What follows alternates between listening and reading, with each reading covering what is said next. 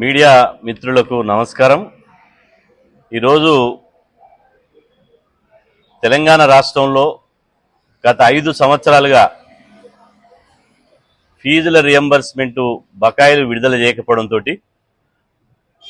ఈరోజు తెలంగాణ రాష్ట్రంలో ఉన్నటువంటి 22 లక్షల మంది పేద BC, SC, ST, minority, EBC విద్యార్థులు తీవ్ర మానసిక క్షోభకు గురవుతున్నారు।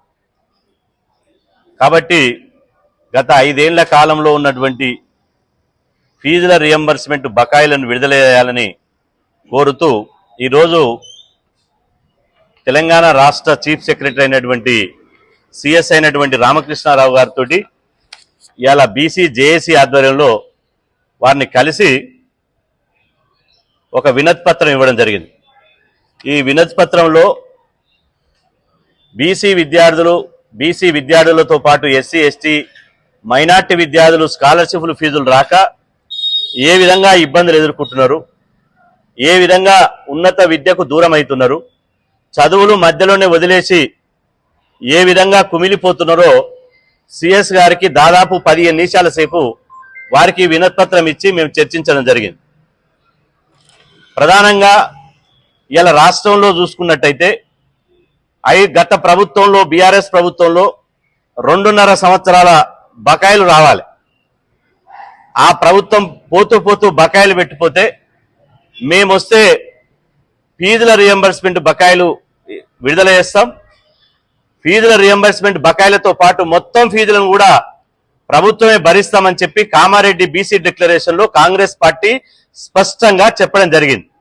కానీ కాంగ్రెస్ ప్రభుత్వం అధికారంలోకి వచ్చి ఇప్పుడు 2 సంవత్సరాలు దాటిపోతుంది, అంటే దాదాపు 2.5 రేపో మాపో వస్తే 2.5 నెలలు అవుతుంది। ఇప్పుడు ఈ విద్యా సంవత్సరం మార్చి ఇంకొక నెల రోజులు అయితే మార్చి 31 అయితే ఈ విద్యా సంవత్సరం కూడా ముగుస్తుంది। మార్చి 31 అయితే ఈ విద్యా సంవత్సరం ముగిస్తే మొత్తం 6 సంవత్సరాల ఫీజుల రియంబర్స్మెంట్ బకాయిలు ఇవ్వాలి। ఈ ప్రభుత్వం ఏమంటది, గత ప్రభుత్వం చేసినటువంటి బకాయిలు మేమెందుకు ఇస్తామని ఈ ప్రభుత్వం అంటది। అదేవిధంగా కాలేజీ యాజమాన్యాలు వాళ్ళు సమ్మె చేసి కళాశాలకు తాళాలు పెట్టి పరీక్షలు బైకాట్ చేసి ఇలా పిల్లలు ఫీజులు కడతలేరు, ప్రభుత్వం ఫీజుల నిధులు ఇస్తలేదు అని చెప్పి వాళ్ళు కూడా పోరాటం చేస్తే వాళ్ళను ప్రభుత్వం బెదిరించి ఇవాళ మీరు సమ్మె విరమించుకోకపోతే మీ అంత చూస్తామంటే వాళ్ళు భయపడి సమ్మె విరమించుకున్నారు। అయినా మేము పోరాటాన్ని విరమించుకోలే। ఇటీవల హైదరాబాద్ లో సోమాజిగూడ ప్రెస్ క్లబ్ లో ఫీజుల రియంబర్స్మెంట్ బకాయిలు విడుదల చేయాలని కన్నీటి చదువులు కాలేజీ విద్యార్థుల కన్నీటి చదువుల పేరుతోటి అఖిలపక్ష పార్టీలు, అఖిలపక్ష విద్యార్థి సంఘాలు, మేధావులు, అదేవిధంగా అందరితోటి బీసీ, ఎస్సీ, ఎస్టీ, మైనార్టీ సంఘాలతోటి విస్తృతస్థాయి సమావేశం ఏర్పాటు చేసినాం। ఆ రోజు ఒక కార్యాచరణ ప్రకటించినాం। 2 రోజుల్లోనే సిఎస్ గారిని కలిసి ఫీజుల రియంబర్స్మెంట్ బకాయిలు విడుదల చేయాలని చెప్పి ఒక వినతిపత్రం ఇస్తాం। ఆ తర్వాత మరో 2 రోజుల్లో ఇవాళ రాష్ట్ర గవర్నర్ గారిని కలుస్తాం। ఆ తర్వాత మంత్రులని, ఉప ముఖ్యమంత్రి గారిని, ముఖ్యమంత్రి గారిని కూడా కలుస్తాం।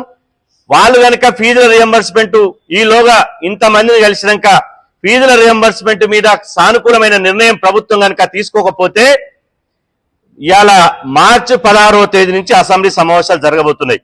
కాబట్టి ఆ రోజు చెప్పినాం, ఈ రోజు చెప్తున్నాం, మార్చి 16 లోపు మీరు బకాయిలు విడుదల చేస్తారా లేదా హామీ ఇస్తారా? బడ్జెట్ లో ఫీజుల రియంబర్స్మెంట్ బకాయిలు బడ్జెట్ లో పొందుపరుస్తారా? ఏదో ఒకటి ప్రభుత్వం స్పష్టంగా చెప్పాలి।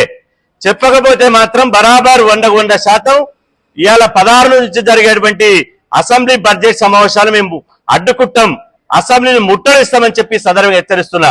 నిన్నటికి నిన్న సిరిసిల్లలో బీటెక్ ఫస్ట్ ఇయర్ చదువుతున్నటువంటి విద్యార్థి కాలేజీలో ఫీజు కట్టలేక ప్రభుత్వం ఫీజుల రియంబర్స్మెంట్ చేయలేక ఆత్మహత్య చేసుకున్నాడు। ఇట్లా 22 మంది విద్యార్థులు ఆత్మహత్య చేసుకున్నారు।